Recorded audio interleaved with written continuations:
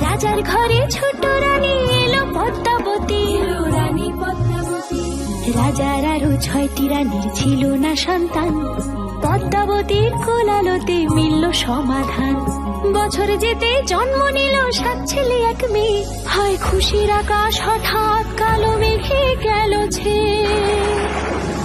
হিংসেতে যায় জ্বলে পুড়ে বাকি 6টি রানী, যুক্তি করে ঘটায় ওরা 7 কুমারের হানি। সুযোগ মতো 7 ছেলেকে মাটিতে দেয় পুঁতে, বাঁচে একা পারুল, ওরা পায় না তাকে ছুতে। ধাইমা বাজায় সেই মেয়েকে বড় করে তোলে, 7 ভাইকে পায় যে পারুল 7টি চাপা ফুলে।